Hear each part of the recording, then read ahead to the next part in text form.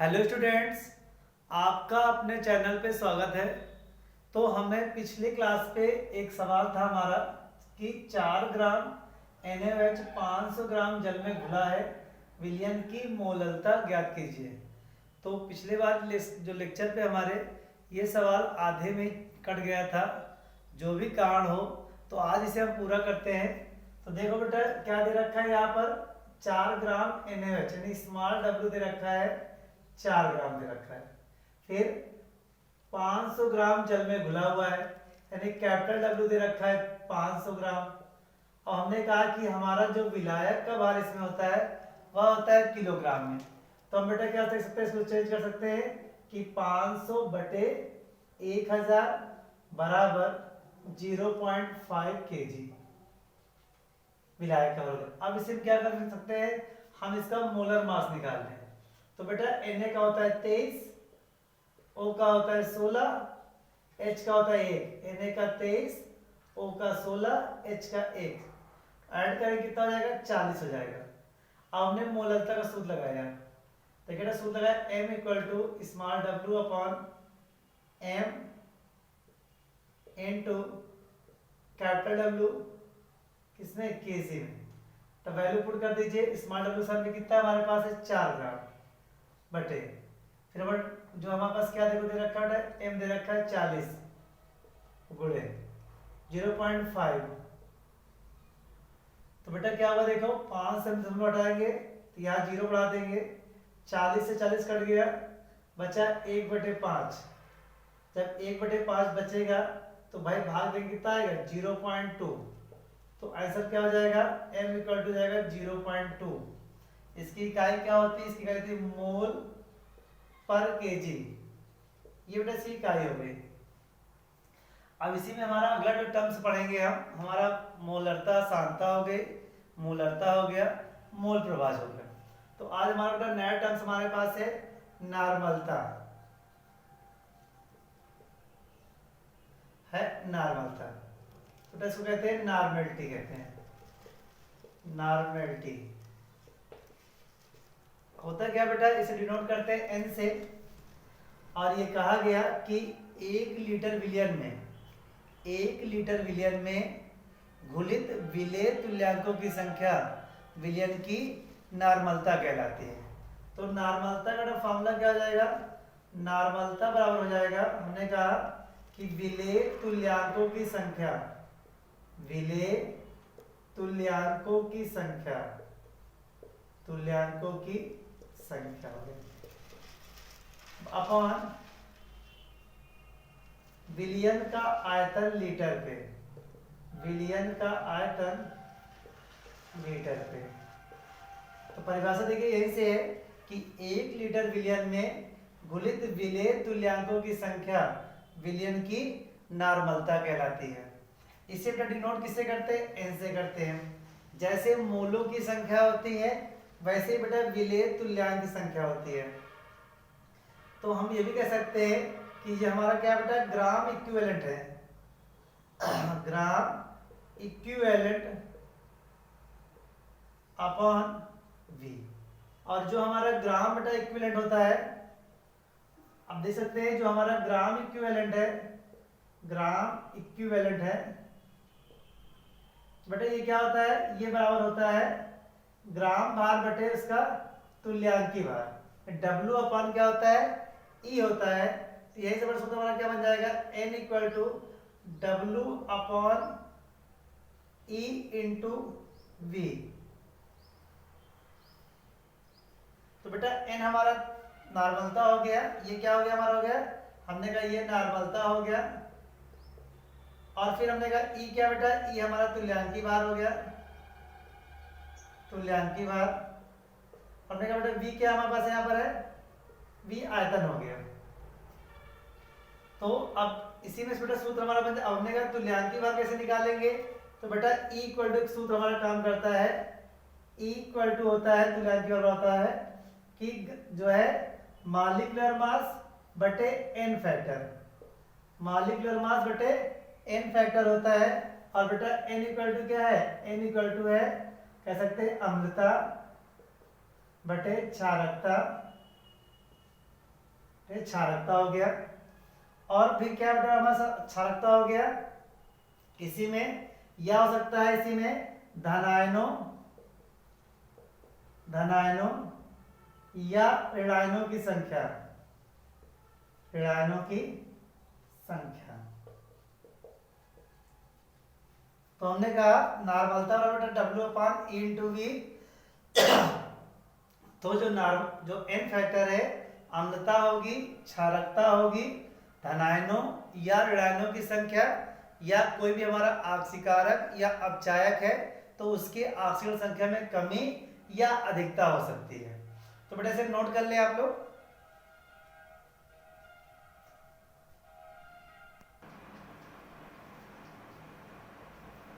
तो बेटा हमारा देखिए नॉर्मलता सूत्र क्या था, W/E/V।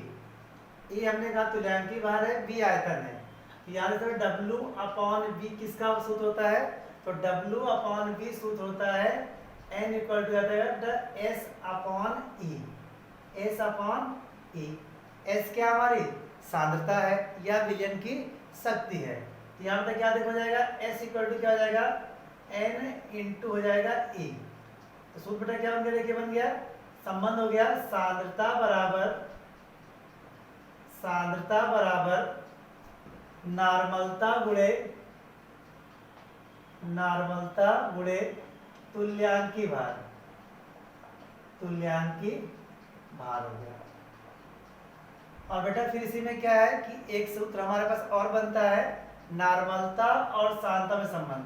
बेटा कह सकते हैं कि N/M मतलब नॉर्मलता बटे मोलरता बराबर अणुभार बटे उसका तुल्यांकी भार। नॉर्मलता बटे मोलरता बराबर जो है विलेय का अणुभार बटे उसका तुल्यांकी भार। ये बेटा नॉर्मलता और सांद्रता में होता है। एक होता है डाइल्यूशन लॉ होता है इसी में। तो डाइल्यूशन लॉ क्या कहता है, लॉ बताता है कि N1V1 बराबर N2V2। ये सूत्र नॉर्मल डाइल्यूशन लॉ है हमारे पास, तन्यता समीकरण कहते हैं।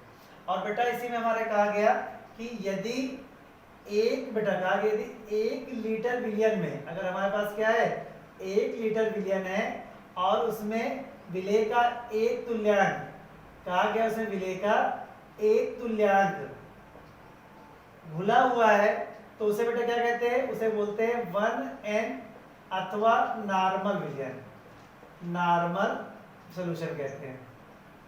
और इसी प्रकार हमने कहा कि ऐसे ही बेटा हमारे पास क्या है, ऐसे ही हमने कहा कि हमारे पास ये देते हैं, अगर ऐसे हमने कहा कि अगर बेटा N/2 है, इसे बोलते हैं सेमी नॉर्मल, इसे बोलते हैं सेमी नॉर्मल विलयन, नॉर्मल सॉल्यूशन। और बेटा N/10 है तो डेसी नॉर्मल सॉल्यूशन बोलते हैं। अगर हमने कहा कि बेटा N/, क्या है, अगर N/, बेटा 100 है, कितना है कि हमने कहा कि बेटा N/, जो है अगर N/, दे रखा है 100, तो ये बेटा क्या हो जाएगा, इसे कहते हैं 100 कहते हैं सेमी नॉर्मल, इसे कहते हैं सेमी नॉर्मल। इसे बेटा क्या हो जाएगा, अगर मान लो N/1000 हो गया तो क्या होता है, ये इसे बोलते हैं मिली नॉर्मल, इसे बोलते हैं मिली नॉर्मल विलयन सॉल्यूशन। अब बेटा इसी में क्या है, इसके हम क्वेश्चन देखने से प्रश्न देखें। इसी का एक क्वेश्चन देख सकते हैं कि हमने कहा कि बेटा ये 4 ग्राम NaOH 500 ml जल में घुला है तो विलयन की नॉर्मलता क्या होगी, विलयन की नॉर्मलता क्या होगी। तो बेटा देख सकते हैं, अब देखिए ना बेटा सूत्र क्या नॉर्मलता का, N इक्वल टू W/E/V। तो बेटा W देख सकते हैं, W क्या दे रखा है, W इक्वल टू दे रखा है 4 ग्राम। और बेटा V दे रखा है, V हमने कहा लीटर में होना चाहिए, तो V इक्वल टू क्या दे रखा है 500 ml, चेंज करें कितना है 0.5 लीटर। पीछे बताया गया आपको। अब चाहिए बेटा ई इक्वल टू क्या होता है, हमने कहा m/2। पीछे निकलवाया गया बेटा m कितना इसका है, हमने कहा NaOH है तो Na का O का H का, तो 23 प्लस 16 प्लस 1 बटे बेटा सॉरी n फैक्टर है। अब बेटा देख सकते हैं इसमें क्या है, क्षार है, क्षार में क्या है, एक OH है, तो यानी इसकी जो हमारी अम्लता होगी वो कितनी होगी, एक होगी, क्योंकि एक OH समूह है। यहाँ पर n का मान कितना हो जाएगा, एक हो जाएगा, तो 40 बटे 1 बराबर कितना आ गया, 40 हो गया। तो बेटा ई कितना 40 आ गया, वापस आ गया, हमने मान रखा 4 बटे ई 40 हो गया, गुणे कितना बेटा 0.5 हो गया, समलो हटाया 0 बढ़ाया 40 से काट दिया, 1/5 आया, यानी कि इसी नॉर्मलता 1/5 के रूप में हो सकती है। इसको हल करेंगे तो कितना बेटा आ जाएगा, n = 0.2 इकाई बेटा जो है तुल्यांक पर लीटर, तुल्यांक पर लीटर इसकी इकाई जाएगी। तो इस प्रकार से क्या है, इसका हम सवाल भी लगा सकते हैं। इसे राइट डाउन कर ले आप लोग।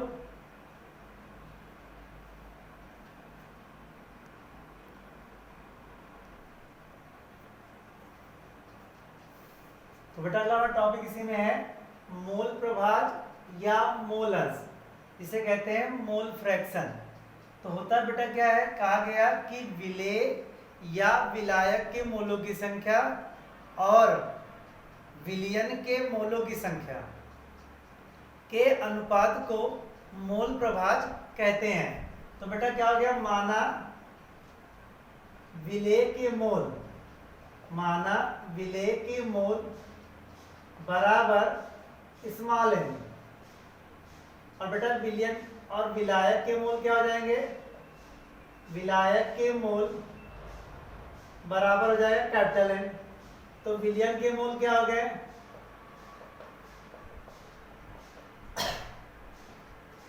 n प्लस n क्या हो जाएगा, n प्लस n हो जाएगा।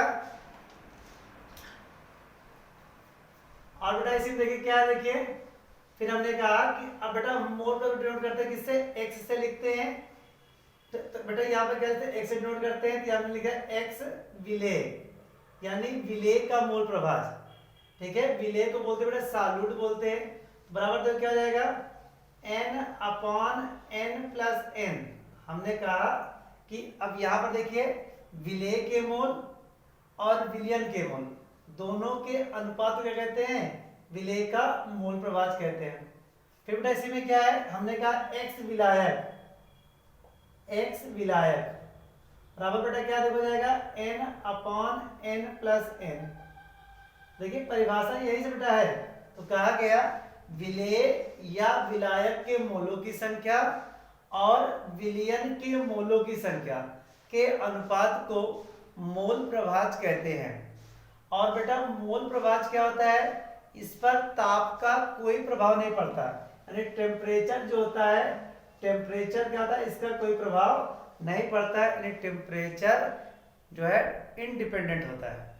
फिर क्या होता है देखिए, तो कहा गया बेटा दूसरी चीज समझिए, n को हम जोड़ दें, यानी कि x विलेय प्लस x विलायक बेटा बराबर क्या हो जाएगा, बराबर हो जाएगा a। अगर हम कोई एक चीज निकाल ले इजली तो हम दूसरे का मान इजली निकाल सकते हैं।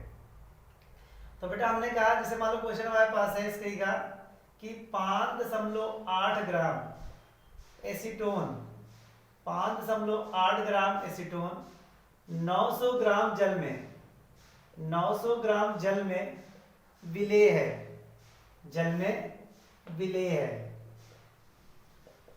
तो एसीटोन व जल के मोल प्रभाज की गणना कीजिए, मोल प्रभाज की गणना कीजिए, गणना कीजिए,